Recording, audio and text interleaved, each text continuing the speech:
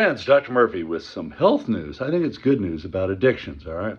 Now, let me cover some spirituality and psychology around addictions. God created all of us as God intended, okay? So, for example, I'm addicted to chocolate. I'm a chocoholic. Thank God we don't have rehab centers for that, but I was also born with a metabolism where I just don't put on weight, okay? That's how God created me.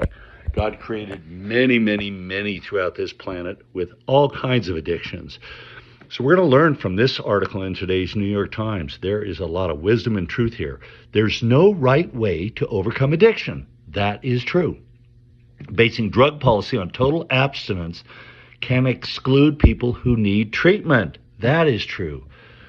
Let's look at this. Not long ago, Robert F. Kennedy Jr.'s history of heroin addiction alone would most likely have disqualified him from being considered for a role like Secretary of Health and Human Services. Now, however, numerous successful authors, politicians, executives, and celebrities talk openly about past substance use disorders.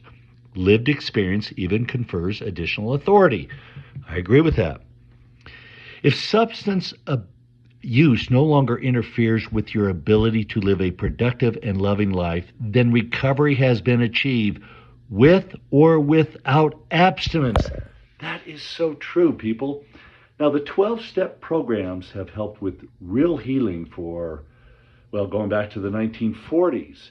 The problem is they're kind of stuck in this all or none type of thinking. All right, now I take you back to Christ on the cross when Father said, Father, forgive them, for they do not know what they're doing. So many experts throughout the planet think, oh, they have the right answers. It's black and white thinking.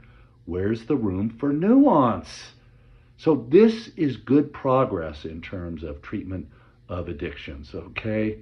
There's no right way. You have to individualize it.